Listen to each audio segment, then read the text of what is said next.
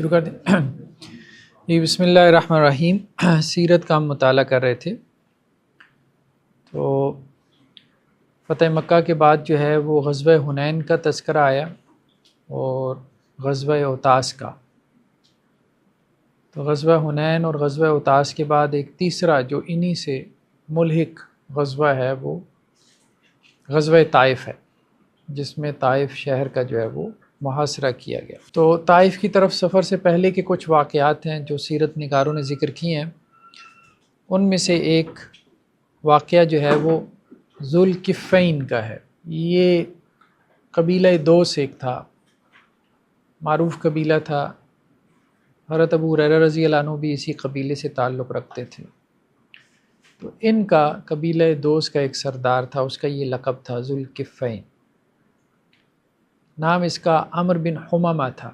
اس سردار کی باقاعدہ پوجا کی جاتی تھی، اور اس کی وجہ یہ تھی کہ اس کی عمر بہت لمبی تھی۔ کہا جاتا ہے کہ کوئی 360 ایئرز کا یہ ہو چکا تھا، مطلب 360 سال کا۔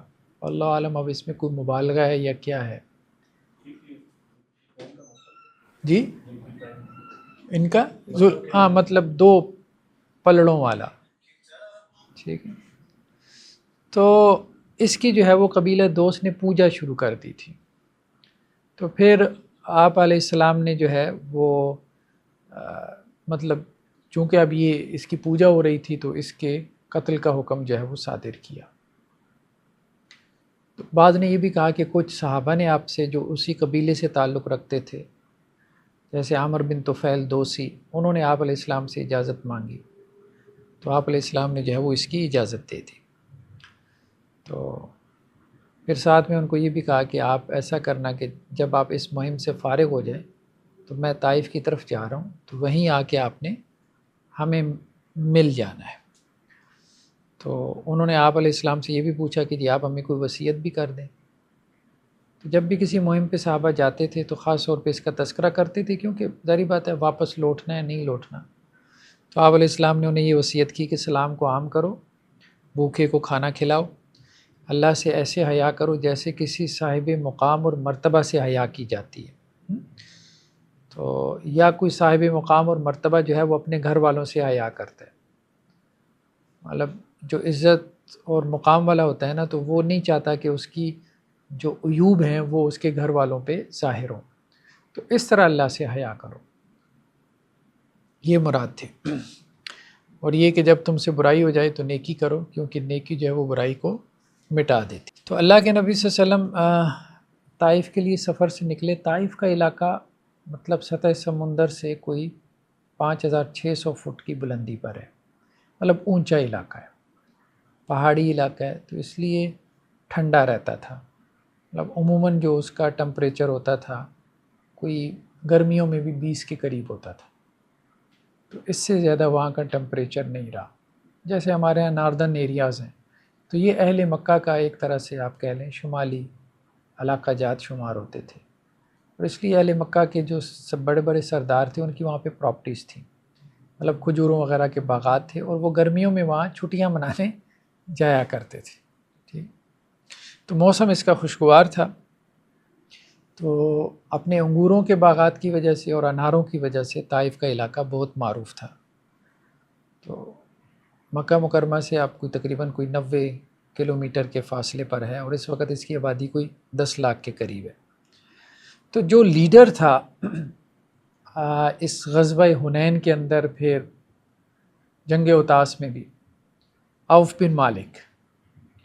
تو عوف بن مالک تو ہم نے کہا وہ 30 ایئرز کا تھا، لیکن یہ ہے کہ بنو حوازن بنو ثقیف نے اس کو اپنا سپہ سالار مان لیا تھا۔ تو وہ میدان جنگ سے بھاگ گیا تھا۔ میدان جنگ سے بھاگ کر اس نے اپنے قلعے میں جا کے پناہ لے لی تھی، اور اس کا قلعہ جو تھا وہ طائف میں تھا۔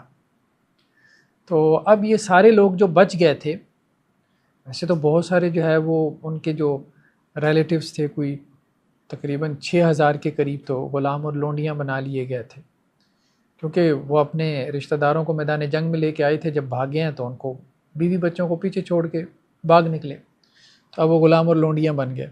لیکن جو بچ گئے تھے تو وہ پھر طائف میں جا کے، کیونکہ طائف میں کافی قلعے اور گڑیاں وغیرہ تھیں، جیسے خیبر کا تھا، اسی طرح طائف کا بھی معاملہ تھا یہاں ان لوگوں نے وقت کے ساتھ ساتھ بنو ثقیف وغیرہ نے کافی قلعے اور گڑیاں جو ہے وہ بنا لی تھی۔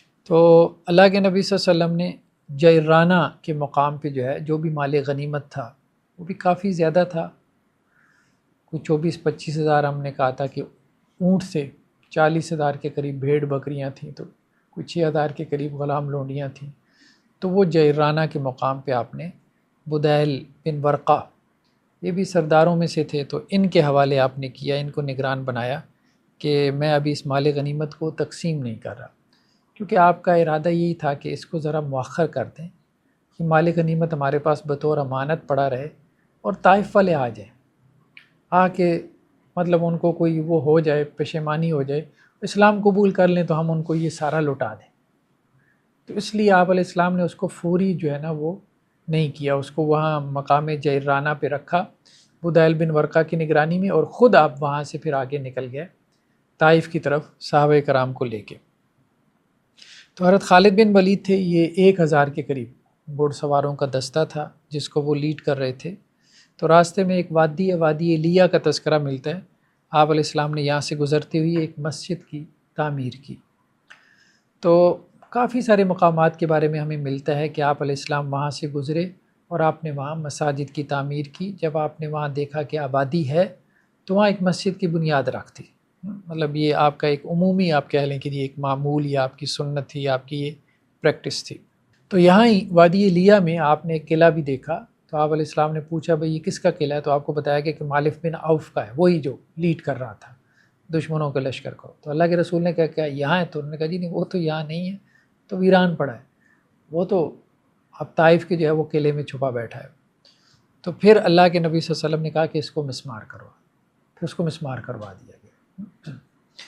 تو مطلب یہ ہے کہ اب یہاں پہ پناہ نہ لے لے، کیونکہ دشمن اس وقت تتر بتر ہو گیا تھا، ٹھیک ہے۔ بنو حوازن بھی نا سارے تو طائف میں نہیں آباد تھے نا، ارد گرد زیادہ تر بنو حوازن ارد گرد آباد تھے۔ ثقیف جو ہے نا وہ طائف سٹی کے اندر تھے۔ تو 2 بڑے قبائل تھے جو کہ مقابلے میں آئے تھے، بنو حوازن اور بنو ثقیف۔ تو اب یہ تھا کہ اگر ہم نے مسمار نہیں کیا تو دشمن نے اس کو اپنے استعمال میں لے آنا ہے، اپنی پناہ گاہ جو ہے وہ بنا لینا ہے۔ تو اس لیے دشمن کی ایسی جگہوں کو مسمار کرنا تو یہ اللہ کے نبی صلی اللہ علیہ وسلم کر دیا کرتے تھے۔ تو رستے میں جو ہے وہ مطلب 2 رستے آ گئے جو دونوں ہی طائف کی طرف جا رہے تھے۔ تو جب ایسا کوئی معاملہ پیش ہوتا تھا تو آپ رستوں کے نام پوچھتے تھے۔ خیبر میں بھی یہ ہوا تھا، یہاں پہ بھی ایسے ہوا۔ اللہ کے رسول صلی اللہ علیہ وسلم پوچھا کہ رستوں کی کیا نام؟ ایک کا نام آپ کو بتایا گیا کہ یہ ضیقہ ہے، تنگ رستہ ہے، تنگ گھاٹی سے گزرتا ہے۔ دوسرا یسرا ہے، آسان ہے۔ تو آپ علیہ السلام نے فرمایا یسرا کے اوپر چلو، مطلب جیسا رستہ ہوتا تھا اس حساب سے عرب اس کے نام رکھ لیتے تھے، ٹھیک ہے۔ تو رستے میں ایک باغ کا بھی جو ہے وہ تذکرہ ملتا ہے کہ ایک باغ تھا، تو وہ بھی بنو ثقیف کے کسی شخص کا تھا۔ تو اس کو کہا گیا کہ وہ اپنے آپ کو مسلمانوں کے حوالے کر دے یا پھر مسلمان ہو جائے۔ تو اس نے کہا کہ نہیں، نہ تو میں نے مسلمان ہونا ہے، نہ میں نے اپنے آپ کو مسلمانوں کے حوالے کرنا ہے۔ تو پھر صحابہ کرام نے اس باغ کو بھی مسمار کر دیا۔ راستے میں ایک اور واقعہ پیش آیا ابن اسحاق کی روایت کے مطابق کہ چونکہ آپ پڑاؤ ڈال کے جا رہے تھے، بڑا لشکر تھا تقریباً 12,000 کا، تو بنو لیس اور بنو حذیل، تو بنو لیس کا ایک شخص تھا، اس نے بنو حذیل کے ایک شخص کو قتل کر دیا۔ اب دونوں آپ علیہ السلام کے پاس آئے، دونوں کے جو خاندان کے لوگ تھے، قبائل کے بڑے لوگ تھے، یہ مقدمہ لے کر آئے۔ تو آپ علیہ السلام نے قصاص کا حکم جاری کیا اور بنو لیس کو کہا کہ جو قاتل ہے اس کو حوالے کرو۔ تو انہوں نے پھر قاتل کو آپ علیہ السلام کے حوالے کیا۔ تو اللہ کے رسول نے اس قاتل کو بنو حذیل کے حوالے کر دیا اور کہا کہ جواب میں قصاص میں اس کو قتل کر دو، اور انہوں نے قتل کر دیا۔ اس کا مطلب یہ ہے کہ مقتول یا جو اس کے ورثاء اور اس کے خاندان کے لوگ ہیں نا، وہ بھی قتل کر سکتے ہیں، ٹھیک ہے۔ ہاں، اس میں کوئی حرج کی بات نہیں، مطلب اس کا جواز ہے فی زمانہ۔ اب چونکہ اسٹیٹ نے اس کی ذمہ داری لے لی ہے تو بہر وہ ایک بہتر بات ہے، کیونکہ اس میں یہ بھی ہو سکتا ہے کہ جو وہ پھر ان کی وہ عداوت اور دشمنی نہ بھڑک اٹھے کہ اچھا اس نے قتل کیا۔ رستے میں ایک اور واقعے کا تذکرہ ملتا ہے کہ ایک قبر پہ سے آپ علیہ السلام کا گزر ہوا، تو آپ علیہ السلام نے فرمایا کہ یہ ابو رغال کی قبر ہے۔ تو یہ بنو ثقیف کا جد اکبر تھا۔ اچھا، یہ ابو رغال وہ تھا کہ جس کے بارے میں کہا جاتا ہے کہ اس نے ابرہہ کو وہ رستہ بتایا تھا۔ جب ابرہہ جو ہے وہ یمن سے آیا تھا یہاں مکہ کی پر چڑھائی کرنے کے لیے، تو وہ رستہ پوچھتا پھرتا تھا کہ خانہ کعبہ کس طرف ہے، تو اس کو کوئی رستہ نہیں بتاتا تھا، تو اس نے جو ہے وہ رستہ بتا دیا تھا۔ تو اس لیے عام طور پہ عرب یا قریش اس کو پسند نہیں کرتے تھے، اور اس کو جو ہے وہ غدار کہتے یا سمجھتے تھے، بلکہ اس کی قبر کے پاس سے گزرتے ہوئے پتھر بھی مارا کرتے تھے۔ تو اس طرح کے اور بھی کچھ واقعات منسوب ہیں، بہرحال ایک یہ بھی ہے، یا کچھ اور لوگوں نے اور بھی اس کی طرف کچھ چیزیں جو ہے وہ منسوب کی۔ تو آپ علیہ السلام نے اس کے اوپر تبصرہ فرمایا کہ یہ قوم سمود کا ایک فرد تھا، مطلب گھٹیا انسان تھا، ٹھیک ہے، کہ اپنی قوم کے ساتھ بھی اس نے وفاداری نہیں کی۔ پھر اللہ کے نبی صلی اللہ علیہ وسلم فرمایا کہ اس کی قبر کی نشانی یہ ہے کہ اس کے ساتھ سونے کی ایک چھڑی دفن کی گئی تھی، اگر تم اس کی قبر کھودو گے تو تمہیں وہ مل جائے گی۔ تو صحابہ نے اس کی قبر فوراً ہی کھود ڈالی، تو وہاں جو ہے وہ سونے کی چھڑی جو ہے وہ ان کو مل گئی۔ تو یہ سنن نبی داؤد کی روایت ہے۔ غزوہ طائف کے سفر میں ہی درمیان میں ہمیں ایک واقعے کا تذکرہ ملتا ہے۔ ایک ہجڑا تھا، ہجڑے کا نام کچھ لوگوں نے کہا کہ ماتے تھا، کچھ نے کہا حید تھا، تو مختلف نام اس کے ہمیں روایتوں میں ملتے ہیں۔ تو اللہ کے نبی علیہ السلام کی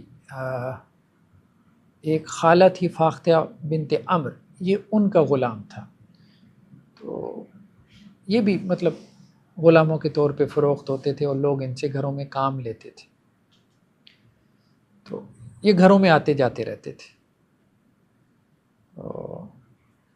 اس کے بارے میں آتا ہے کہ اس نے بخاری کی روایت میں ہے کہ اس ہجڑے نے جو ہے وہ عبداللہ بن ابی امیہ سے کہا۔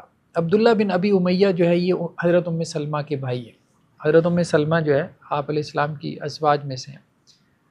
تو یہ عبداللہ بن ابی امیہ جو ہیں یہ حضرت ام سلمہ کے پاس ان کے گھر میں بیٹھے تھے، ٹھیک ہے، تو یہ آیا وہاں پہ گھر میں نا، یہ جو حید یا ماتے جو ہجڑا تھا یہ آیا، تو اس نے آ کے جو ہے وہ عبداللہ بن ابی امیہ سے کہا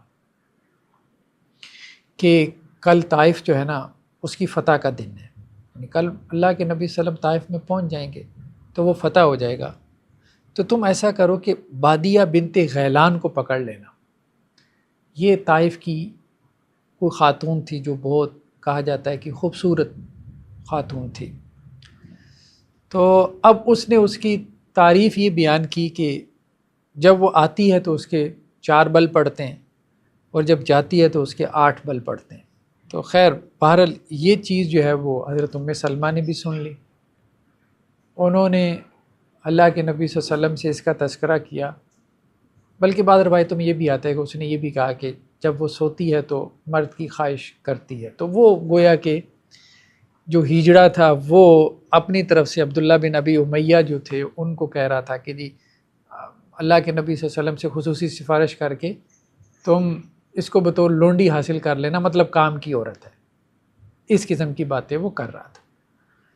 تو آپ علیہ السلام کو جب اس کی باتوں کی خبر ہوئی تو اللہ کے رسول نے کہا کہ مجھے نہیں پتہ تھا کہ یہ خبیث جو ہے وہ اس قسم کی باتیں کرنے والا ہے، ٹھیک ہے، تو آئندہ جو ہے وہ ان کو گھروں میں داخل مت ہونے دو۔ تو اس کے بعد سے آپ علیہ السلام نے جو ہجڑے تھے ان کے داخل ہونے پہ پابندی لگا دی تھی، گھروں میں داخل ہونے پہ، یعنی عورتوں۔ اس سے پہلے لوگ یہی سمجھتے تھے کہ جی شاید بے ضرر قسم کے ہیں یا عورتوں کی اندرونی باتوں کو موضوع بحث نہیں بناتے، ٹھیک ہے، تو یا اپنے کام سے کام رکھتے ہیں یا ان میں کوئی خواہش نہیں ہوتی۔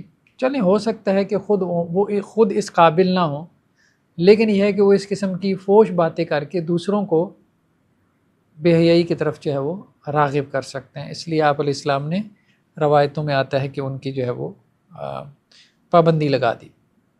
بلکہ بعض روایات میں یہ بھی ہے کہ اس طرح کے 2-3 اور لوگ بھی تھے، تو آپ علیہ السلام نے مدینہ سے باہر ان کے لیے ایک جگہ مختص کر دی، ٹھیک ہے، اور یہ کہا تھا کہ ہفتے میں 1 دن آ جایا کرو، تو وہ ہفتے میں 1 دن مدینہ میں آتے تھے اور اپنی ضرورت کی چیزیں جو ہے وہ لے جایا کرتے تھے، اور اس میں بعض اوقات ان کو کوئی چیز ضرورت ہوتی تھی تو وہ پھر اللہ کے نبی صلی اللہ علیہ وسلم سے بھی جو ہے وہ اس کا اظہار کر دیتے تھے کہ یعنی آپ سے بھی جو ہے وہ کسی واسطے سے کوئی بیت المال میں سے یا کچھ نہ کچھ اپنی امداد یا وہ لے لیا کرتے تھے۔ لیکن آپ علیہ السلام نے اس کو جو ہے وہ اس کو پسند نہیں کیا کہ وہ تمہارے یعنی مالی امداد وغیرہ یہ ساری چیزوں تو کیں، لیکن اس کو پسند نہیں کیا کہ یہ تمہاری جو سوسائٹی ہے نا، تمہاری سوشل سیٹ اپ کا حصہ بنے اور تمہارے گھروں میں آئے جائیں۔ جب آپ نے ان کی یہ باتیں سنی کہ نہیں یہ مطلب اس قسم کی فحش باتوں میں مطلب پڑے رہتے ہیں تو یہ ٹھیک نہیں ہے۔ تو طائف میں جب آپ پہنچے تو طائف کے جو بڑا قلعہ تھا اس کا آپ علیہ السلام نے محاصرہ کیا۔ اب آپ قلعے کے سامنے کھلے میدان میں تھے تو وہ قلعہ جو ہے وہ اونچائی پہ تھا، مطلب پہاڑی علاقہ تھا، تو اونچی جگہوں پہ انہوں نے قلعے تعمیر کیے ہوئے تھے، تو اوپر سے انہوں نے تیروں کی بوچھاڑ شروع کر دی، بلکہ نیزے بھی جو ہے وہ پھینکنا شروع کر دیے۔ اور اس وقت فولادی انگارے پھینکے جاتے تھے۔ فولادی انگارہ مطلب لوہے کا ایک ٹکڑا ہوتا تھا، ٹھیک ہے، اور اس کو آگ میں گرم کر کے نا تو وہ پھینکتے تھے۔ تو یہ ایک طرح سے آپ کہہ لیں اس وقت کا بم ہوتا تھا جو استعمال کیا جاتا تھا۔ تو اس سے جو ہے وہ کچھ مسلمان زخمی ہو گئے، تو آپ علیہ السلام نے جگہ تبدیل کرنے کی ضرورت محسوس کی، تو حضرت حباب بن منذر آپ کے پاس آئے اور کہنے لگے کہ جی آپ اگر ضرورت محسوس کر رہے ہیں تو میں بتا سکتا ہوں کون سی جگہ ہمارے لیے زیادہ مناسب ہوگی۔ تو پھر انہوں نے جو ہے وہ قلعے کے سامنے ذرا کافی ڈسٹنس فاصلے کے اوپر ایک اونچی سی جگہ اس کا انتخاب کیا، تو آپ علیہ السلام جو ہے وہ وہاں پہ پھر لشکر کو لے کے آپ نے موو کیا، مطلب جہاں ان کے تیروں اور نیزوں کی پہنچ سے مسلمان جو ہے وہ دور ہو گئے۔ وہاں آج کل کہا جاتا ہے کہ مسجد طائف ہے، بعد میں اہل طائف نے وہاں پہ مسجد بنا دی تھی، تو اب اسی جگہ پہ طائف کی مسجد ہے۔ تو آپ علیہ السلام کے ہمراہ اس سفر کے اندر 2 ازواج تھیں، ویسے آپ کے ساتھ ایک زوجہ محترمہ ہوتی تھیں، لیکن اس سفر میں 2 تھیں، حضرت زینب اور حضرت ام سلمہ۔ تو عمر بن ابی امیہ نے کہا، یہ ابو محجن ثقفی یہ ان کے بڑے سرداروں میں سے تھا۔ تو عمر بن امیہ کہتے ہیں کہ میں نے اس کو دیکھا تو یہ قلعے کی دیواروں کے اوپر جو ہے وہ طویل اور لمبے نیزے لے کے جو ہے وہ مسلمانوں کی طرف پھینک رہا تھا۔ تو لیکن بہرحال مسلمان چونکہ پیچھے ہو گئے تھے تو اب کافی زیادہ انہوں نے اپنے آپ کو سیو کر لیا تھا۔ اچھا، ایک اور کام کیا اہل طائف نے جو بھی ان کے عقائد اور نظریات تھے، کہ انہوں نے اپنے قلعے کا دروازہ کھول کے ایک خاتون کو برہنہ حالت میں باہر نکالا جو ان کی جادوگرنی تھی، اور اس نے آ کے اپنے طور پہ مسلمانوں کے لشکر کے اوپر کچھ پڑھ کے پھونکا، یعنی جادو کیا۔ تو اب ظاہری بات ہے وہ کیا اثر اس کا ہونا تھا، تو ان کا خیال یہ تھا کہ جی یہ جادو کے ذریعے سے بھی ہم مسلمانوں کے لشکر کا جو ہے وہ توڑ کر سکتے ہیں۔ لیکن وہ خیر لگی رہی اپنی کچھ وقت تک، اور پھر اندر چلی گئی، قلعے کے اندر چلی گئی، جب اس کو لگا کہ اب وہ کچھ نہیں کر سکتی، یا اس کے جو شیاطین ہیں وہ مسلمانوں کا کچھ نہیں بگاڑ سکتے۔ تو یزید بن زمع یہ آپ علیہ السلام کے ساتھ تھے۔ انہوں نے کیونکہ قریش میں سے کچھ ایسے تھے جن کی بنو ثقیف کے ساتھ دوستیاں بھی تھیں، رشتہ داریاں بھی تھیں، تو انہوں نے آپ علیہ السلام سے جو ہے وہ اجازت چاہی کہ میں بنو ثقیف سے بات کرتا ہوں، ہمارے پرانے تعلقات ہیں، میں ان کو سمجھاتا ہوں۔ اللہ کے نبی صلی اللہ علیہ وسلم بھی یہی چاہتے تھے کہ وہ سمجھ جائیں، جنگ کی نوبت نہ ہی آئے، قریش سارے جو ہے وہ مسلمان ہو چکے ہیں، اب صرف طائف ہی رہ گیا، ٹھیک ہے۔ تو یہ پھر جو ہے بنو ثقیف کے پاس گئے، مطلب دور سی جیسے، اور انہوں نے ان سے امان مانگی اور کہا کہ میں بات چیت کرنا چاہتا ہوں، تو انہوں نے امان دے دی۔ لیکن جیسے ہی یہ قریب گئے تو جو ہے نا ایک شخص نے ان کو حزیل نام تھا اس کا، حزیل بن ابی سلط، جو امیہ بن ابی سلط ایک شاعر تھا، اس کا بھائی تھا حزیل بن ابی سلط، اس نے ان کو تیر مار کے جو ہے وہ شہید کر دیا۔ اب ظاہری بات ہے امان دے کے شہید کرنا یہ تو ان کے کلچر اور رواج کے بھی خلاف تھا، اور ویسے بھی یہ صلح کی بات کرنے جا رہے تھے، تو یہ گویا کہ دھوکے سے شہید کیا گیا تھا۔ اب یزید کے جو بھائی تھے یعقوب بن زمع، تو ان کو بھی اس کا بڑا جو ہے وہ دکھ تھا، اس کی بڑی جو ہے وہ تکلیف تھی، تو اب وہ اسی جو ہے وہ طاق میں تھے کہ کسی طرح سے یہ حزیل بن ابی سلط میرے ہاتھ آ جائے۔ تو اتفاق سے وہ کسی وقت میں قلعے سے نکلا اور یہ تو گویا کہ 24 گھنٹے اس کے اوپر آنکھیں لگا کے بیٹھے تھے. تو انہوں نے جا کے اس کو جو ہے وہ چپکے سے چھپ کے اس کو دبوچ لیا اور اس کو پکڑ کے آپ علیہ السلام کے پاس لے آئے. تو اللہ کے نبی صلی اللہ علیہ وسلم نے فرمایا کہ اپنے بھائی کے قصاص میں اس کو قتل کر دو. تو انہوں نے اس کو جو ہے وہ قتل کر دیا. خیر یہ جو محاصرہ تھا یہ طائف کا یہ کافی لمبا ہوا، بعض لوگوں نے کہا 40 دن تک بھی جاری رہا. تو درمیان میں دونوں طرف سے تیر اندازی ہوتی رہی، لیکن اہل طائف کو یہ عجز حاصل تھا کہ وہ اونچائی پہ تھے. نیچے سے تیر پھینکنا ظاہری بات ہے، وہ اونچائی کی طرف نیزہ پھینکنا یہ مشکل کام ہے، اوپر سے نیچے کی طرف یہ آسان تھا. تو تیروں اور نیزوں سے جو ہے وہ دونوں طرف سے حملے جاری تھے. کوئی فیصلہ بھی نہیں ہو رہا تھا کہ حضرت سلمان فارسی جو تھے انہوں نے آپ علیہ السلام کو مشورہ دیا کہ آپ منجنیق لگائیں، چونکہ عربوں میں عموماً منجنیق نہیں تھی، قریش میں. طائف والے پھر ایڈوانس تھے. اچھا یہ ایڈوانس تھے. خیبر کے یہودی بھی جو ہے وہ آلات حرب میں ایڈوانس تھے، یعنی ادھر ادھر کی ریاستوں میں جا کے جو ہے وہ ایڈوانس ٹیکنالوجی وہ لے کر آتے تھے. اچھا یہ قریش کے لوگ یہ ایڈوانس نہیں تھے، یہ بس گھوڑا، تلوار، نیزہ، تیر، کمان اسی کے اوپر ہی تھے. تو خیبر کے یہودیوں نے بھی قلعے اور گڑیاں بنا لی تھیں، اور جو ہے وہ منجنیقیں جو ہے وہ ان کے پاس ہوتی تھیں. وہاں سے بھی مسلمانوں کو منجنیق ملی جب خیبر فتح ہوا. اور ان کا بھی معاملہ یہی تھا کہ یہ طائف والے بھی کافی ایڈوانس تھے. تو یہ یمن میں ایک مقام تھا جرش کا، جو اسلحے کی کافی بڑی منڈی تھی. تو یہ وہاں سے جا کے جو ہے وہ نت نئے اسلحہ دیکھ کے اس کو لے کر آتے تھے. تو بنو ثقیف والے تو منجنیق جو ہے وہ لے کر آئی ہوئی تھی، اسی سے تو وہ لوہے کے آنکڑے وغیرہ پھینک رہے تھے نا. تو حضرت سلمان فارسی نے آپ علیہ السلام کو مشورہ دیا. تو اللہ کے نبی صلی اللہ علیہ وسلم نے پھر جو ہے وہ کچھ صحابہ کو بھیجا. بعض نے کہا خالد بن سعید کو، بعض نے کہا یزید بن زمع کو، بعض نے کہا طفیل بن عمر کو. اللہ عالم کون تھے، ایک تھے، دو، تین تھے. ان کو آپ علیہ السلام نے پھر یمن میں مقام جرش پہ بھیجا، اور وہ وہاں سے جو ہے وہ پھر منجنیق لے کر آئے، اور ساتھ میں دبابہ بھی لے کر آئے. 2 عدد دبابہ بھی لے کر آئے. ایک منجنیق تھی، 2 عدد دبابہ لے کر آئے. تو آپ علیہ السلام نے آ کے جو ہے وہ منجنیق لگائی. لیکن وہ منجنیق جو ہے نا وہ لگانے سے بھی کوئی خاص فرق اس لیے نہیں پڑا کہ وہ جو ان کے قلعے تھے وہ بہت اونچائی پر تھے. تو نیچے سے پتھر اوپر جاتے جاتے اب وہ والا معاملہ نہیں رہ جاتا تھا. ٹھیک ہے، مطلب اس کی قوت جو ہے وہ ٹوٹ جاتی تھی، زور ٹوٹ جاتا تھا. تو وہ قلعے کی دیواروں میں وہ اس طرح کی کوئی خاص شگاف نہیں پڑے کہ جس سے کوئی خاص فائدہ ہوتا. تو منجنیق والا معاملہ تو وہ پھر جو ہے وہ دبابہ استعمال کیا گیا. دبابہ اس وقت جو انہوں نے استعمال کیا وہ گائے اور بیل کی کھال کا ہوتا تھا. گائے اور بیل کی کھال کا ایک ڈبہ سا ہوتا تھا جس کو وہ اوڑھ لیتے تھے نا. تو اس کو اوڑھ کے جو ہے وہ پھر قلعے کی دیواروں کی طرف بھاگتے تھے. اس سے ہوتا یہ تھا کہ کوئی بھی جو ہے وہ تیر آئے گا یا کوئی بھی جو ہے وہ نیزہ آئے گا تو اس کے اندر پھنس جائے گا نا دور سے، اور جو بندہ اس کے اندر ہوگا تو وہ محفوظ رہے گا. لیکن جب وہ قلعے کی دیوار کے بالکل قریب مسلمان پہنچ جاتے تھے تو وہ اوپر سے پھر آگ کے انگارے پھینکتے تھے. اس سے وہ جل جاتا تھا، چونکہ چمڑا تھا تو وہ جل جاتا تھا، تو اس سے مسلمان جو ہے وہ زخمی بھی ہو جاتے تھے. تو ایک طرح سے آپ کہہ لیں یہ ایک فدائی حملہ تھا، لیکن خیر اس کا کوئی خاص فائدہ نہیں ہوا مسلمانوں کو نا. ان دونوں کا مطلب اس طرح کا فائدہ نہیں ہوا کہ جس سے کوئی جو فتح حاصل ہو جاتی. ایک اور کام جو ہے وہ اللہ کے نبی صلی اللہ علیہ وسلم نے یہ کروایا کہ لوہے کے جو ٹکڑے ہیں جو نوکیلے ہوں، خاردار ہوں، تو وہ آپ نے کیا کیا کہ وہ باہر بچھوا دیے ان کے جو ہے نا وہ قلعے کی دیواروں کے، جہاں سے وہ باہر نکلتے تھے.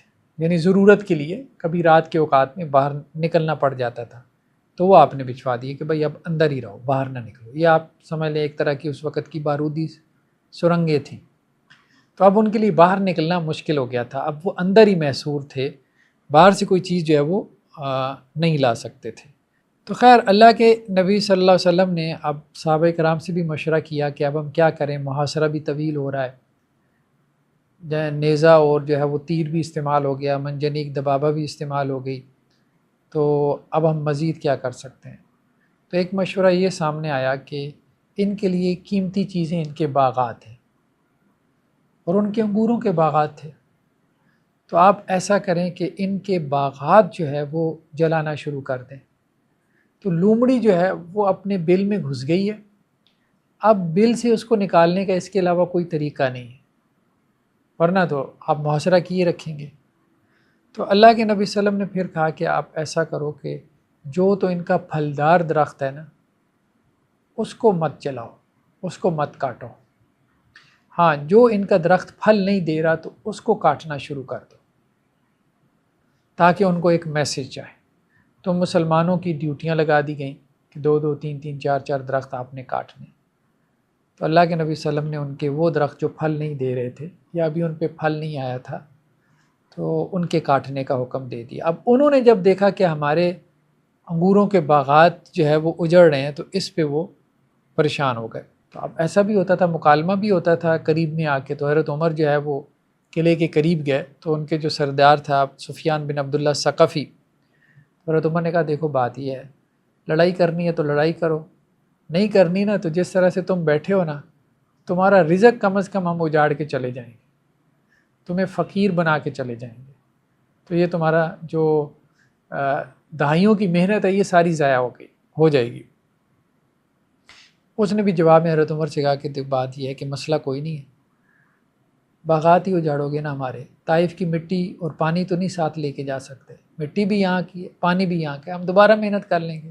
اچھا اس نے بھی ترکی بترکی جو ہے وہ جواب دیا کہ ہم دوبارہ کاشت کر لیں گے۔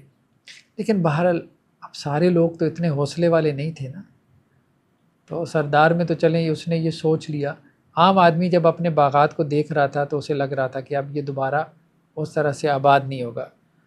تو انہوں نے پھر اللہ کے نبی صلی اللہ علیہ وسلم کو پیغام بھیجا، انہوں نے کہا جی ہماری آپ کے ساتھ رشتہ داری بھی ہے، تو اس رشتہ داری کا واسطہ کہ یہ کام نہ کریں۔ تو اللہ کے نبی صلی اللہ علیہ وسلم نے پھر جو ہے وہ صحابہ کو کہا کہ چھوڑ دو، تو وہ پھر صحابہ نے جو ہے وہ ان کو چھوڑ دیا اسی حالت میں، کچھ چند ایک ان کے کوئی پودے وغیرہ شاید کاٹے گئے تھے، بقیہ جو ہے وہ باغات ایز اٹ از چھوڑ دیے گئے تھے۔ اس کا مطلب یہ ہے کہ بعض اوقات دشمن بھی جو ہے نا وہ آپ سے رحم کی اپیل کرتا ہے تو اعلیٰ اخلاق کے تقاضے کے تحت جو ہے وہ اس کو چھوڑ دینے میں کوئی حرج نہیں ہے۔ وہ ابھی میں ریسنٹلی ایک پروگرام دیکھ رہا تھا، وہ جو ایک اینکر ہے کیا نام اس کا، تابش ہاشمی نام ہے غالباً، تو اس نے وہ کشمیر میں جا کے پاک آرمی کے نوجوانوں کے ساتھ ایک پروگرام کیا ہوا تھا، تو اس میں وہ آفیسر سے پوچھ رہا تھا کچھ واقعات وغیرہ جو ابھی حالیہ جنگ ہوئی انڈیا کے ساتھ، تو وہ ایک افسر بتا رہا تھا کہ بعض اوقات وہ کیا انہوں نے کئی مرتبہ انڈین آرمی کے لوگوں نے سفید جھنڈا جو ہے وہ لہرا دیا، تو اس کا کیا مطلب، اس کا مطلب یہ ہے کہ ہماری کیجویلٹی زیادہ ہو گئی ہیں، زخمی زیادہ ہیں، آپ تھوڑی دیر کے لیے فائرنگ روک دیں، تو ہم روک دیتے تھے، تو کہتے تھے وہ ہم جب روکتے تھے تو وہ تھوڑی دیر بعد پھر وہ فائرنگ شروع کر دیتے تھے، ہم دوبارہ کارروائی کرتے تھے، پھر وہ جھنڈا لہرا دیتے تھے۔ تو بہت دفعہ میں وہ ہمیں یہ بھی کہتے تھے آوازیں لگا کے کہ ہمارے پاس پانی نہیں ہے، تو ہم نے پانی لینا ہے تو آپ ہمیں الاؤ کریں، اجازت دیں، تو ہم انہیں پھر فائرنگ بند کر دیتے تھے اور انہیں الاؤ کرتے تھے کہ جا کے پانی لے لیں۔ خیر بڑی بات ہے اگر وہ ایسا کرتے تھے فی زمانہ، تو مطلب ایک میدان جنگ میں ایک بندہ آپ سے لڑی جا رہا ہے، ٹھیک ہے، تو اس کے لیے آپ جو ہے وہ اتنے اخلاقیات کا جو ہے وہ لحاظ کر رہے ہیں۔ تو بہرحال اللہ کے نبی صلی اللہ علیہ وسلم سے ہمیں یہ چیزیں جو ہے وہ ملتی ہیں۔ تو ابن ہشام کی روایت میں یہ بھی ہے کہ حضرت ابو سفیان جو تھے، جو قریش کے سرداروں میں سے تھے، ان کی بیٹی آمنہ، ان کا نکاح ہوا تھا عربہ بن مسعود ثقفی، یہ عربہ بن مسعود ثقفی بڑے سرداروں میں سے تھے بنو ثقیف کے، ان کے ساتھ ان کا نکاح ہوا تھا۔ اسی طرح اور بھی کچھ قریش کی خواتین تھیں جو کہ بنو ثقیف کے سرداروں کے ہاں بیائی ہوئی تھی، یعنی ان کے سسرالی رشتے تھے۔ تو اب ابو سفیان نے اور مغیرہ بن شعبہ بھی بنو ثقیف سے تعلق رکھتے، تو ان دونوں نے آپ علیہ السلام سے کہا جی ہم جا کے بات کرتے ہیں۔ تو آپ علیہ السلام تو ہر کسی کو اجازت دے رہے تھے جو بھی صلح کی بات آگے بڑھانا چاہے، تو یہ دونوں گئے، انہوں نے جا کے اپنی خواتین سے بھی بات کی، انہیں کہا کہ چلو صلح نہیں ہوتی نہ ہو، لیکن یہ ہے کہ تم لوگ تو آ جاؤ، تمہاری جان بچ جائے گی۔ تو ان خواتین نے کہا جی نہیں، ہم نے تو نہیں جانا، ہم نے یہاں ہی رہنا ہے، فتح ہو یا شکست ہو۔ خیر بہرحال پھر جاتے جاتے ان کو جو ہے وہ اہل طائف نے کہا، بنو ثقیف نے کہا کہ دیکھو بات یہ ہے کہ تمہیں اپنی خواتین کی پڑی ہوئی ہے، کوئی نیکی کرنی ہے تو ہمارے ساتھ کوئی نیکی کر جاؤ۔ تو انہوں نے کہا بھئی کیا نیکی کریں؟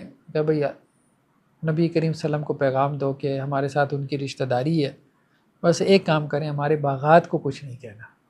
اب انہیں باغات کی بہت ہی فکر لگ گئی تھی، تو انہوں نے جا کے پھر اللہ کے نبی صلی اللہ علیہ وسلم سے کہا، تو اللہ کے رسول نے کہا کہ میں نے ان کے باغات کا معاملہ چھوڑ دیا، مطلب اب ہم اس کی طرف نہیں جائیں گے۔ تو طائف کے محاصرے میں یہ بھی ہمیں ملتا ہے کہ آپ علیہ السلام نے خصوصی انعامات کا تذکرہ بھی کیا، جیسے آج بھی جنگوں میں ہوتا ہے، مطلب نشان حیدر دیا جاتا ہے یا کوئی اور نشان دیا جاتا ہے، مطلب کوئی بہادری وغیرہ دکھائے، تو اللہ کے نبی صلی اللہ علیہ وسلم اس کا پہلے سے بھی اعلان کر دیتے تھے تاکہ لوگ جو ہے وہ اس کے لیے کچھ نہ کچھ جنگوں کے اندر جو ہے وہ اچھے سے اپنے جو بھی بہادری کے جوہر ہیں وہ دکھائیں۔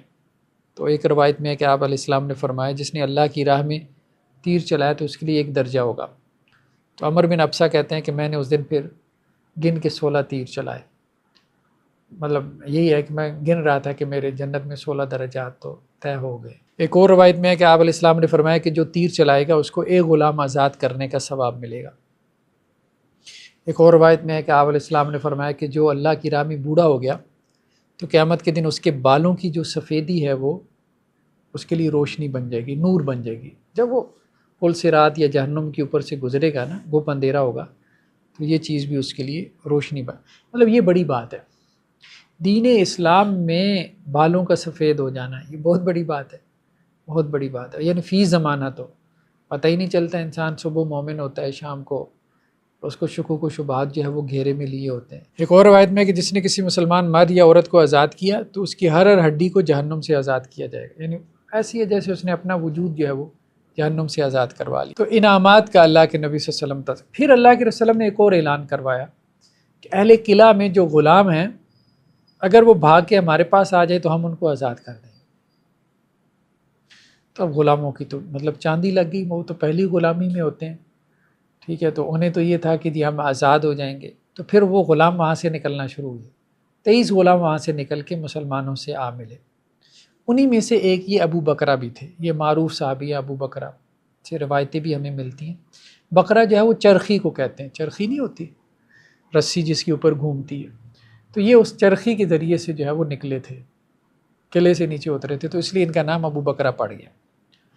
تو یہ 23 غلام تھے، اور بعد میں یہ بھی ہوا کہ بنو ثقیف بعد میں انہوں نے اسلام قبول کر لیا تھا، سب کے سب آپ علیہ السلام کے پاس آ گئے تھے، اور انہوں نے آپ علیہ السلام سے آ کے کہا بھی کہ جی ہمارے یہ 23 غلام ہمارے حوالے کر دیں، تو اللہ کے رسول نے کہا نہیں وہ تو اب آزاد ہیں، تو پھر یہ خاموش ہو گئے تھے، تو ان کو مطلب آزادی مل گئی تھی۔ تو ایک اور جو سردار تھا عیینہ کا تذکرہ ہم نے سیرت میں کافی مقامات پہ پڑھا ہے۔ عیینہ بدو قبائل، خاص طور پہ بنو غطفان، بنو فزارہ، بنو اسد، ان کے سرداروں میں سے تھا نا عیینہ، اور پرلے درجے کا آپ کہہ لیں کہ اجڑ، جاہل اور گنوار قسم کا انسان تھا۔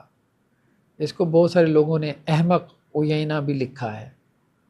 آگے ہم اس کے واقعات ایسے پڑھیں گے کچھ کہ جس میں اس کی حماقت جو ہے نا وہ اگلے درجے میں ٹپک رہی ہوتی ہے۔ تو پہلے بھی اس کا معاملہ یہی تھا کہ غزوہ خندق کے موقع پہ بھی یہی بنو غطفان وغیرہ کو چڑھا کے لایا تھا نا مدینہ کے اوپر، تو یہودیوں کے ساتھ مل کے سازشیں کرنا، ہر مرحلے پہ جو ہے وہ اللہ کے نبی صلی اللہ علیہ وسلم کے خلاف سازشیں کرنا۔ لیکن اب ظاہری بات ہے فتح مکہ کے موقع پہ جب اکثر و بیشتر قبائل دب گئے یا انہوں نے اسلام قبول کر لیا تو بہت سارے لوگ چاروں نہ چار مسلمان ہو گئے تھے، تو ان میں سے یہ بھی تھا۔ تو آپ علیہ السلام نے بہت سارے لوگوں کو نوازا بھی، ان میں سے اس کو بھی نوازا۔ فتح مکہ کے بعد اس کو 100 اونٹ دیے انعام کے طور پہ کہ شاید اس کے دل میں جو ہے وہ کوئی محبت وغیرہ جاگزیں ہو جائے اسلام کی۔ خیر اللہ کے نبی صلی اللہ علیہ وسلم کے ساتھ یہ شامل رہا اپنے قبیلے کی قیادت کرتے ہوئے، حنین میں بھی، اوتاس میں بھی، اور غزوہ طائف میں بھی۔ تو اس نے آپ علیہ السلام سے کہا جی میں جا کے صلح کی بات کرتا ہوں، تو اللہ کے رسول نے کہا جاؤ آپ جا کے کر لو۔ تو یہ وہاں پہ ان کے قلعے میں گیا ہے، اور ان کا جو سردار تھا ابو محجن، اس سے اس نے ملاقات کی۔ تو ابو محجن کے جا کے اس نے کہا کہ دیکھو بات یہ ہے کہ سب سے پہلے تو میں تمہیں سیلوٹ مارتا ہوں کہ تم نے بڑا ڈٹ کے مقابلہ کیا ہے محمد صلی اللہ علیہ وسلم کا، ٹھیک ہے. اور دیکھو وہ تھک گئے ہیں بیچارے معاشرہ کر کر کے، خور و نوش ختم ہو رہا ہے ان کا، کھانا پینا. تو مسلمان لشکر اب واپس چلا جائے گا، تو اس لیے ڈٹے رہو، کوئی ڈرنے کی جو ہے وہ ضرورت نہیں. مطلب یہاں سے کیا اللہ کے رسول صلی اللہ علیہ وسلم کو یہ کہہ کے کہ جی میں صلح کی بات کرتا ہوں، اور وہاں جا کے ان کو پکا کر کے آ گیا. تو جب وہ ان کو پکا کر رہا تھا تو ان کو کہہ رہا تھا بھائی فتح تمہاری ہی ہے، مسلمان اب یہاں سے جو ہے وہ تھکار کے واپس جانے والے ہیں. تو بنو ثقیف نے کہا کہ یہ ہمارا کون سا چاچا ماما لگتا ہے. تو انہوں نے ابو میجن سے کہا کہ یہ ڈبل ایجنٹ ہے. ڈبل ایجنٹ کا مطلب یہ ہے کہ ہمیں کہہ رہا ہے ہمارے ساتھ ہے، اور یہ واپس جا کے محمد صلی اللہ علیہ وسلم کو کہے گا کہ یہ چور دروازے ہیں قلعے کے، اور یہ سارے نوٹ کر رہا ہے، اور ان چور دروازوں سے مسلمانوں کو اندر داخل کروا دے گا، ہمارے کمزور پوائنٹس نوٹ کر کے جا رہا ہے. تو ابو میجن نے کہا کہ جتنا میں اس کو جانتا ہوں نا اتنا تم نہیں جانتے. تو یہ جو کہہ رہا ہے نا یہ اس میں سچا ہے، یہ کوئی ڈبل ایجنٹ نہیں ہے، یہ ہمارا ہی ایجنٹ ہے. تو وہ پھر واپس گیا. جب اینا واپس گیا تو اللہ کے نبی صلی اللہ علیہ وسلم کو جا کے کہنے لگا کہ جی میں نے سب سے پہلے تو جا کے نا بنو ثقیف کو اسلام کی دعوت دی، میں نے بڑا ڈرایا جہنم سے، ڈری نہیں نہ انہوں نے جو ہے وہ اسلام قبول کیا. میں نے پھر انہیں خوفایا، میں نے کہا محمد صلی اللہ علیہ وسلم کی مقابلے کی تمہارے اندر کوئی سخت ہی نہیں ہے، ہتھیار ڈال دو، ٹھیک ہے فلاں یہ وہ دس اینڈ دیٹ، بڑا میں ڈرا کے آ گیا ہوں. اللہ کے نبی صلی اللہ علیہ وسلم اس کی باتیں سنتے رہے. پھر کہا کہ تم جھوٹ بول رہے ہو، تم نے وہاں جا کے ان کے ساتھ یہ باتیں کی. اب وہ تو ظاہری بات ہے وہ ساری باتیں کر کے آیا تھا، اس کو تو بالکل جو ہے وہ چپ لگ گئی. تو حضرت عمر رضی اللہ عنہ وہ تو ایسے موقع پہ تیار رہتے تھے تلوار لے کے. تو انہوں نے کہا اللہ کے رسول میں تو اس کی گردن اڑاتا ہوں. تو آپ علیہ السلام نے کہا کہ نہیں، مناسب نہیں ہے، لوگوں میں یہ چیز عام ہو جائے گی کہ محمد صلی اللہ علیہ وسلم اپنے ساتھیوں کو قتل کروا دیتے. تو میں نہیں چاہتا کہ لوگوں کے اندر یہ چیز عام ہو جائے. مطلب اس وقت لوگ جو ہے وہ جوک در جوک مسلمان ہو رہے ہیں، تو یہ امپریشن نہیں جانا چاہیے. تو اس نے بھی معافی مانگ لی. تو حضرت عمر نے بھی اسے ڈانٹ ڈپٹ کی، حضرت ابو بکر نے بھی اس کو بہت ڈانٹا. اس نے کہا جی میں معافی چاہتا ہوں، آئندہ ایسا نہیں ہوگا. خیر بہر وہ معاملہ جو ہے وہ رفع دفع ہو گیا. اس کے بعد پھر ایک اور بھی معاملہ ہوا تھا، جب اللہ کے نبی صلی اللہ علیہ وسلم نے وہ کہا تھا نا کہ 2 3 4 جو انگوروں کی بیلیں ہیں ان کو کاٹ دو. جب حکم دیا تھا تو اس وقت کچھ صحابہ نے ان کو کاٹنا شروع کر دیا. تو اس کے حصے میں جو آئی تھیں تو اس نے ان کو ہاتھ ہی نہیں لگایا.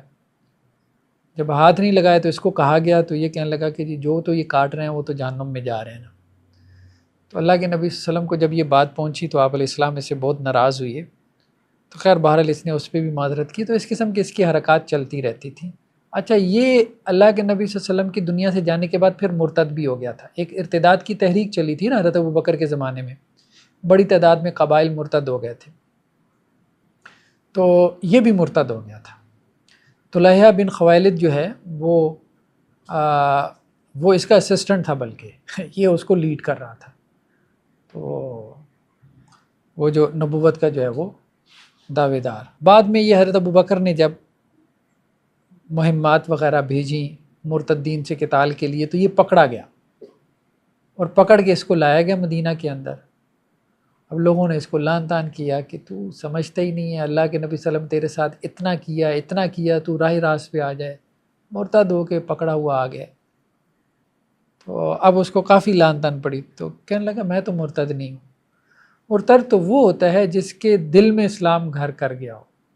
تو میرے تو اندر کبھی اسلام اترا ہی نہیں تھا، مطلب میں نے تو کبھی اسلام قبول ہی نہیں کیا، تو میں کس چیز کا مرتد ہوا.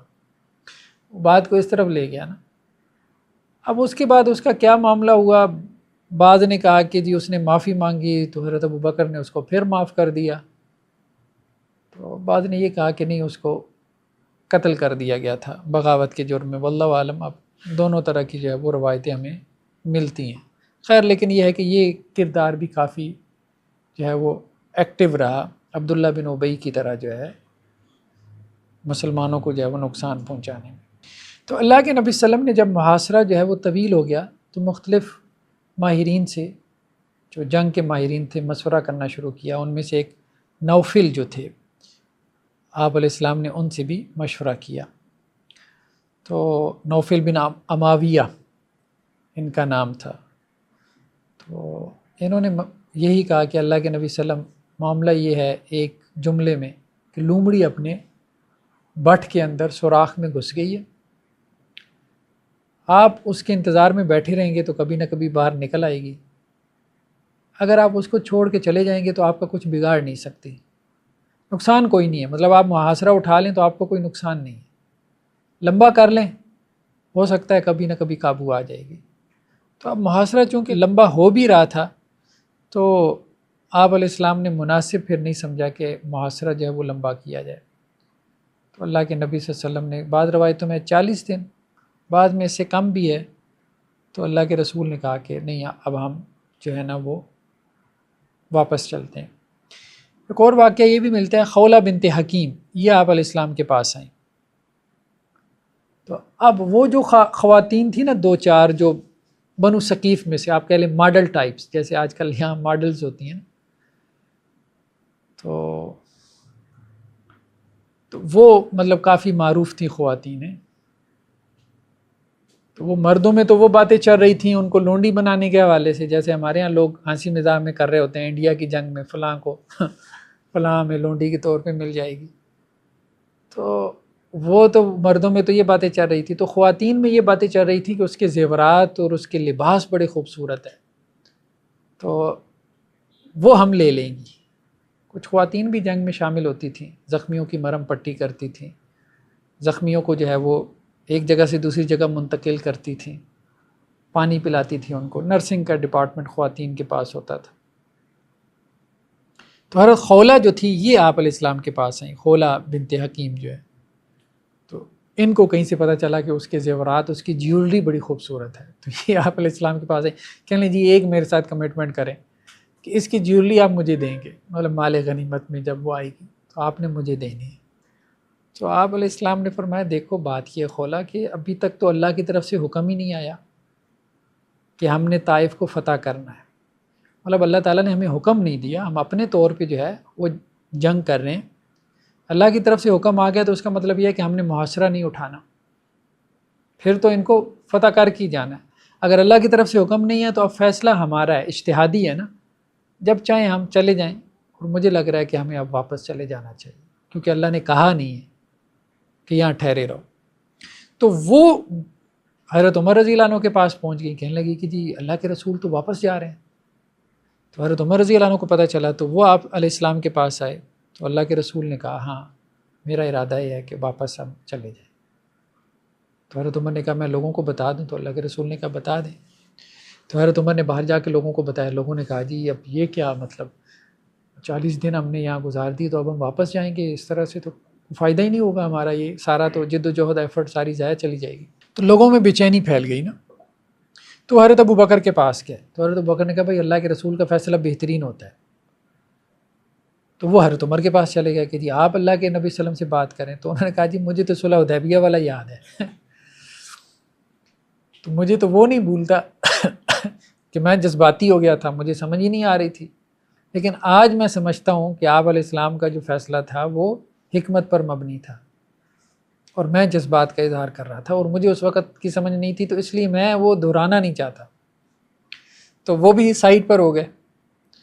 اور حضرت عمر نے یہی کہا کہ دیکھو آپ علیہ السلام کے فیصلے میں تمہارے لیے برکت ہے، جیسا کہ حدیبیہ کے فیصلے میں بظاہر سمجھ نہیں آ رہا تھا، 2 سال میں اللہ نے برکت ڈال دی ہے، تو تم اس کو ایکسیپٹ کر۔ لیکن لوگوں میں بے چینی تھی، مطلب لوگوں کو مطلب یہ تھا کہ نہیں اب اتنی بڑی کامیابی، حنین سے ان کو بھگا دیا، اوتاس سے بھگا دیا، اب طائف میں آ کے محاصرہ کر لیا، اب ہم مطلب قریب پہنچی ہوئی ہیں تو ہم ایک جیتی ہوئی جنگ جو ہے، فتح جو ہے وہ اس کو چھوڑ کے ہم کیوں چلے جائیں، نقصان تو کوئی نہیں ہے لیکن اب اس کو چھوڑ کے بھی کیوں چلے جائیں۔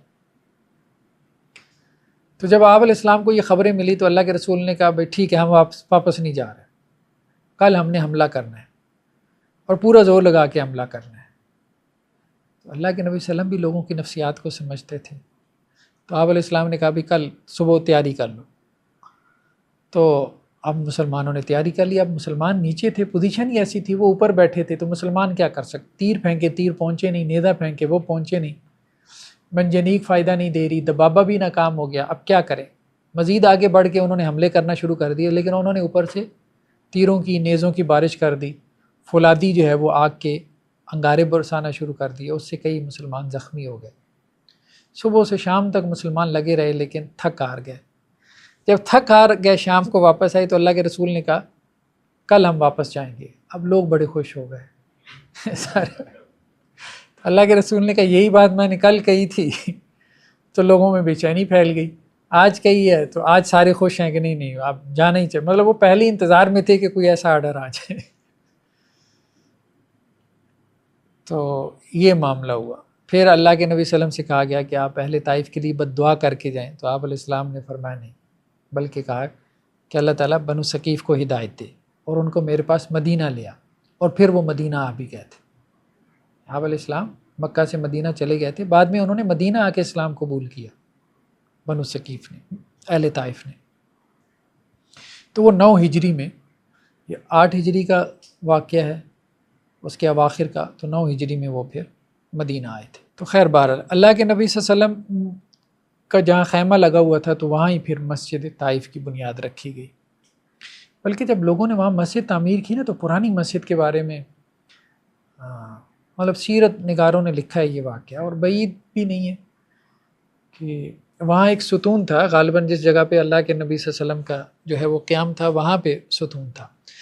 تو جب اس کے اوپر سورج کی دھوپ پڑتی تھی نا تو اس میں سے آواز آتی تھی، مطلب ایسے جیسے وہ کوئی ذکر کر رہا ہو، تسبیح کر رہا ہو۔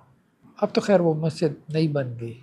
تو اس غزوہ میں دشمن کے تو 2 لوگ ہی مارے گئے تھے، وہ سارے ظاہری بات ہے قلعہ بند تھے، کو کھلم کھلا آمنے سامنے تو لڑائی ہوئی نہیں۔ ہاں مسلمانوں کے 12 لوگ شہید ہوئے، ان میں سے ایک حضرت ابو بکر کے بیٹے عبداللہ بھی تھے، عبداللہ بن ابی بکر۔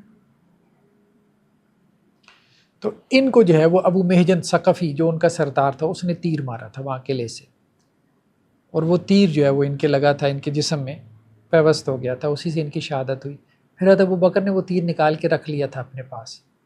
بعد میں یہ ابو محجن ثقفی یہ جب بنو ثقیف والے مسلمان ہو گئے نا تو پھر حضرت ابو بکر بھی خلیفہ بن گئے۔ تو ایک مرتبہ یہ آیا تو حضرت ابو بکر نے تیر دکھایا اس کو، کہا اس کو پہچانتے ہو؟ کہنے لگا ہاں میں اس کو جانتا ہوں، لیکن اس نے ایک جملہ کہا۔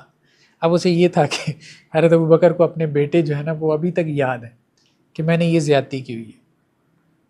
تو کہنے لگا کہ اس تیر نے مجھے رسوائی سے بچا لیا اور آپ کے بیٹے کو جو ہے وہ عزت عطا کر دی۔ مطلب آپ عزت عطا کرنے سے مراد یہ کہ اللہ نے انہیں مقام شہادت دے دی اور مجھے رسوائی سے بچا لیا۔ اس کا مطلب یہ ہے کہ میں مسلمان ہو گیا، کافر ہو کے نہیں مرا۔ تو خیر بہرحال اللہ کے نبی صلی اللہ علیہ وسلم نے جب حکم دیا کہ بنو ثقیف کا محاصرہ جو ہے وہ ہم اٹھا رہے ہیں اور واپس جا رہے ہیں، تو سعید بن عبید یہ بھی بنو ثقیف کے سرداروں میں سے تھا، اکیلے بھی تھا، تو اس نے نعرہ مارا، اس نے کہا بس ثقیف زندہ باد، ہم کامیاب ہو گئے۔ تو یہ نعرہ سن کے عیینہ جو ہے نا وہ بھی کہنے لگا کہ ہاں ماشاءاللہ تم لوگ تو بڑے شرف والے ہو، بڑے عزت والے ہو۔ تو بعض مسلمانوں نے اس کو توجہ دلائی کہ تم مسلمانوں کے لشکر میں ہو، تعریفیں ان کی کیے جا رہے ہو۔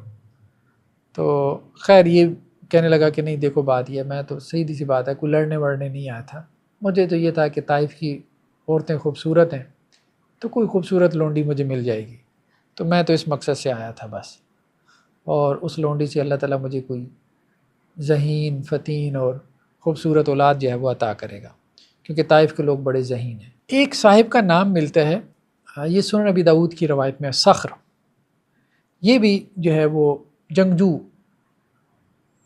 تھے۔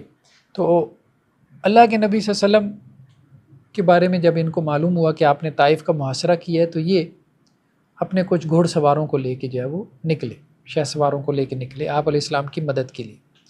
تو جب یہ وہاں طائف کے قریب پہنچے تو ان کو معلوم ہوا کہ آپ علیہ السلام تو واپس جا چکے ہیں اور طائف کو بغیر فتح کیے، اور محاصرہ طویل ہو گیا تھا۔ تو صخر نے یہ بات کہی کہ میں تو جو ہے نا محاصرہ جاری رکھوں گا اپنے شہ سواروں کے ساتھ جب تک یہ اللہ کے رسول صلی اللہ علیہ وسلم کے فیصلے پہ جو ہے وہ راضی نہیں ہو جاتے۔ تو پھر انہوں نے محاصرہ جاری رکھا یہاں تک کہ انہوں نے اسلام قبول کر لیا۔ یہ ایک سنن ابی داؤد کی جو ہے وہ روایت میں ہمیں ملتا ہے، اور یہ بھی ہمیں ملتا ہے کہ آپ علیہ السلام نے صخر اور اس کی قوم کے لیے جو ہے وہ دعا بھی کی، بلکہ 10 دعائیں کی تھی۔ تو بعض روایتوں میں یہ بھی حضرت مغیرہ بن شعبہ کہتے ہیں، یہ بھی چونکہ ثقیف سے تھے، کہ ان کی پھوپھی کو صخر نے پکڑ لیا. تو اب چونکہ معاشرے میں تھے تو وہ کہیں قلعے سے باہر نکلی تو ان کے قابو میں آ گئیں. تو حضرت مغیرہ کو جب پتہ چلا تو وہ اللہ کے نبی صلی اللہ علیہ وسلم کے پاس آ گئے, کہنے لگے جی اللہ کے رسول وہ تو میری رشتہ دار ہیں, پھوپھی ہیں, آپ ان کو کہیں ان کو چھوڑ دیں. تو آپ علیہ السلام نے ان کو کہا کہ ان کو لونڈی نہ بنائیں, آپ ان کو چھوڑ دیں, ٹھیک ہے, تو یہ مناسب نہیں. اور وہ پھر مسلمان بھی ہو گئی تھی تو وہ انہوں نے ان کو چھوڑ دیا, آزاد کر دیا. دوسرا یہ معاملہ تھا کہ وہاں قریب میں نا بنو سلیم ایک قبیلے کے لوگ آباد تھے, ایک چشمہ تھا اس کے اوپر بنو سلیم کا قبضہ تھا, وہ وہاں سے موو کر گیا. تو یہ صخر نے آ کے اللہ کے نبی صلی اللہ علیہ وسلم سے کہا کہ جی وہ چشمہ خالی پڑا ہے, کسی اور نے قبضہ کر لینا ہے, اگر آپ وہ ہمیں دے دیں. تو آپ علیہ السلام نے ان کو دے دیا. بعد میں یہ ہوا کہ وہ بنو سلیم والے بھی انہوں نے اسلام قبول کر لیا. جب انہوں نے اسلام قبول کر لیا تو آپ علیہ السلام کے پاس آئی, جی یہ تو پہلے ہمارا چشمہ ہوا کرتا تھا, ابھی صخر ہمیں واپس نہیں کر رہا.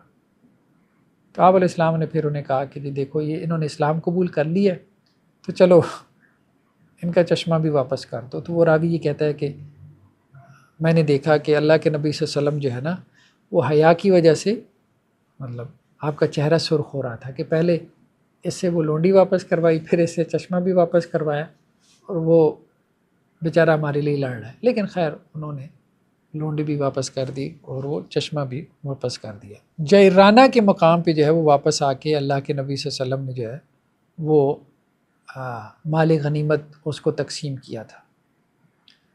لیکن مال غنیمت جو ہے نا یہاں پہ تقسیم کرنے سے پہلے آپ نے مالک بن عوف کے بارے میں پوچھا, جو ان کا لیڈر تھا نا, سارا سپہ سالار تھا, جو وہاں قلعے میں جا کے محصور ہو گیا تھا. اس کے اہل خانہ بھی آپ علیہ السلام کے قبضے میں تھے. تو ایک کام تو آپ نے یہ کیا کہ اس کے اہل خانہ کو اور اس کے مال کو علیحدہ کر دیا. اور اس کی پھوپھی تھی وہ مکہ کے اندر رہتی تھی, عبداللہ نام تھا اس کا. تو آپ علیہ السلام نے اس کا سارا مالک بن عوف کا جو سارا مال تھا, اس کے اہل و عیال تھے, وہ اس کی پھوپھی کے پاس مکہ میں رکھوا دی.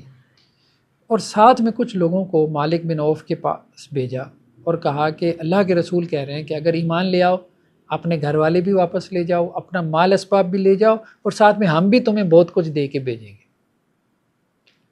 تو اب جب اس تک یہ پیغام پہنچا تو اس کو بھی لگا یار کیا مطلب محصوری کی زندگی بسر کر رہے ہیں, بیوی بچے بھی چلے گئے, مال بھی چلا گیا, کیا فائدہ, تو سب کچھ واپس آ رہا ہے. اب اسے یہ لگا کہ میں نے تو اسلام اگر قبول کر لیا تو اس ثقیف والوں نے تو مجھے چھوڑنا نہیں ہے, یعنی لیڈر ہی اسلام قبول کر لے تو باقیوں نے کیا لڑنا ہے. تو یہ پھر رات کو جو ہے وہ چپکے سے نکلا وہاں سے, بنو ثقیف کے نا قلعے سے رات کو چپکے سے نکلا, اور گھوڑے پہ بیٹھ کے نکلا. اور پھر اس کے بعد رستے میں ایک اور مقام سے اس نے اونٹنی پکڑی اور پھر آپ علیہ السلام کی خدمت میں حاضر ہوا, اسلام قبول کیا. آپ علیہ السلام نے اس کے اہل خانہ اس کو لوٹا دیے, ساتھ میں اس کا مال و اسباب بھی لوٹا دیا, اور ساتھ میں 100 اونٹ اس کو مزید بھی دے دیے. تو وہ بڑا خوش ہو گیا. ایک اور واقعے کا ہمیں تذکرہ ملتا ہے. بعض سیرت نگاروں نے کہا کہ ان صحابی کا نام ابو رحم تھا, بعض نے کہا کہ ابن ابی حضرت تھا, بعض نے ابو زرع جوہنی کا نام لیا. خیر بہرحال جو بھی صاحب تھے, یہ جو صاحب تھے یہ آپ علیہ السلام کی سواری جو تھی اس کو تیار کرنے پہ مامور تھے. کہیں پڑاؤ ڈالتے تھے تو آپ علیہ السلام سواری سے اتر جاتے تھے. پھر جب حکم ہوتا تھا کہ بھئی آپ آگے موو کرنا ہے, سفر کرنا ہے, تو آپ علیہ السلام کی سواری کو کوئی نہ کوئی صحابی تیار کر دیتے تھے. تو وہ جب یہ سواری جو ہے وہ تیار کر رہے تھے تو آپ علیہ السلام سواری پہ بیٹھ رہے تھے, تو اللہ کے نبی صلی اللہ علیہ وسلم کے ہاتھ میں ایک چابک تھا, وہ اپنی سواری کو مارا تو وہ ان کو لگ گیا. تو خیر اس وقت تو بات آئی گئی ہو گئی. پھر اس کے بعد مقام جیرانہ پہ جب آپ مال غنیمت تقسیم کر رہے تھے تو آپ علیہ السلام نے کہا کہ وہ کہاں پر ہے, تو ان کو بلوایا اور ان کو جو ہے وہ بکریوں کا ایک ریوڑ دیا کہ دیکھو وہ غلطی سے ہوا تھا, لیکن بہرحال اس کے ضمن میں تمہیں یہ بکریوں کا ریوڑ دے رہا ہوں.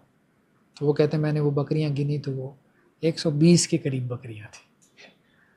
تو اللہ کے نبی صلی اللہ علیہ وسلم نے خاص طور پہ اس موقع پہ کافی سارے لوگوں کو مطلب بہت زیادہ نوازا. بلکہ ایک صاحب جو تھے ان کا نام یہ تو خیر یہ بھی آئی سراقہ بن مالک. یہ سراقہ بن مالک تو وہ ہے نا جو ہجرت کے سفر میں جن کو آپ علیہ السلام نے ایک وہ لکھ کے بھی دیا تھا نا ضمانت نامہ.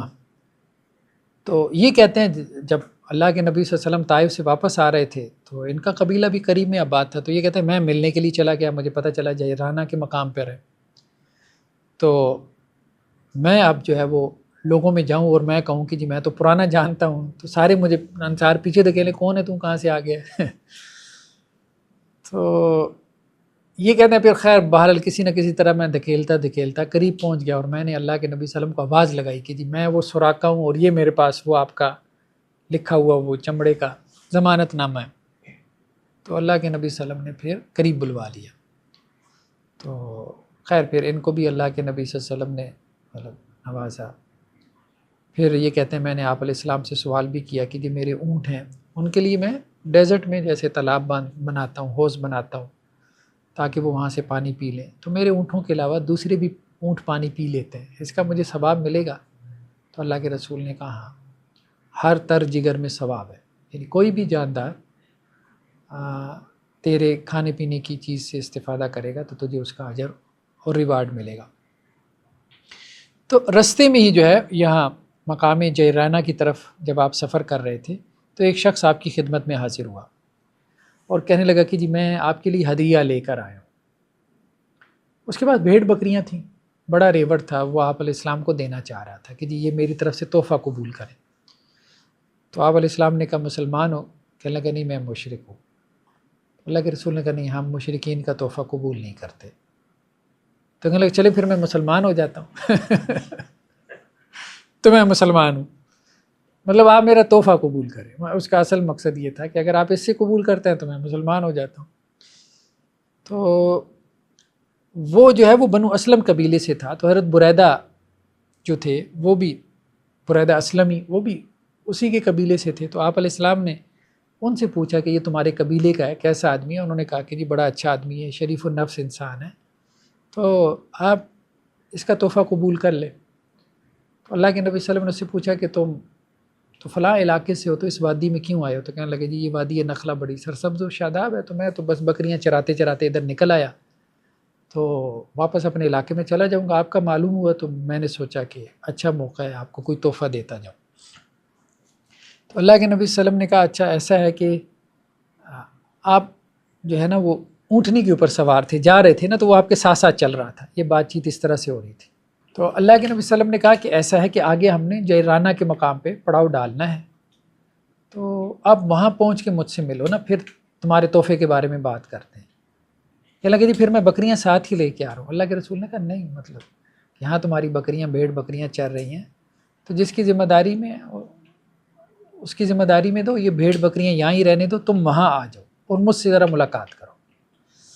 تو پھر آپ علیہ السلام نے جب جیرانہ کے مقام پہ جا کے جو ہے وہ پڑاؤ ڈالا, تو یہ جو ہے وہ اللہ کے نبی صلی اللہ علیہ وسلم کے پاس پہنچا اور کہنے لگا کہ جی وہ بکریاں تو آپ نے کہا وہ تو وہاں ہی رہ گئی ہیں. تو پھر اللہ کے رسول نے کہا صحابہ سے کہا کہ اس کو 100 بکریاں دو. تو وہ تحفہ دینے آیا تھا, تو اس کو آپ علیہ السلام نے جواب میں تحفہ دے دیا 100 بکریوں کا. خیر اس نے اس موقع پہ آپ علیہ السلام سے سوال بھی پوچھے. ایک سوال تو یہ پوچھا کہ جی میں اونٹوں کے باڑے میں نماز پڑھ لیا کروں, تو اللہ کے رسول نے کہا نہیں. اس کی وجہ یہ ہے کہ اونٹ جو ہے نا یہ کینہ پرور جانور ہے, تو کبھی مالک نے اس کو زیادتی کی ہو نا, تو پھر جب وہ سجدے میں اس کے سامنے جائے گا نا تو اس کی گردن مروڑ دے گا. اور پھر اس نے سوال کیا کہ جی بکریوں کے باڑے میں نماز پڑھ لوں؟ اللہ کے رسول نے کہا بکریوں کے باڑے میں نماز پڑھ سکتے ہو. پھر کہنے لگے جی کہیں ہم پڑاؤ ڈالتے ہیں تو ہمیں پانی نہیں ملتا, تو اب ایسی حالت میں کیا بیوی سے تعلق قائم کر لے؟ تو اللہ کے رسول نے کہا تیمم کر لو, تیمم کر کے نماز پڑھ لو. تو اس نے کہا کہ جی بعض اوقات ہماری جو خواتین ہوتی ہیں وہ ناپاکی کی حالت میں ہوتی ہیں, حیض کی حالت میں ہوتی ہیں, تو پانی نہیں ہوتا. یہ صحرا میں گھومتے پھرتے رہتے تھے یہ لوگ مال مویشی لے کے. اللہ کے رسول نے کہا ان کو بھی کہہ دو کہ جب انہوں نے پاکی حاصل کرنی ہو, ناپاکی سے غسل کرنا ہو, تو تیمم کر لیا کریں, تیمم کر کے جو ہے وہ نماز پڑھ لیں. تو خیر بہرحال یہ کچھ واقعات تھے طائف سے واپسی کے. ابھی یہ چل رہا ہے ہمارا مقام جیرانہ پہ کافی سارے واقعات ہوئی ہے جب آپ نے مال غنیمت کو تقسیم کیا، تو ان کو ہم ڈسکس کریں گے، پھر انشاءاللہ سے آگے لے کے چلیں گے. سبحانک اللہم و بحمدک نشہد ان لا الہ الا انت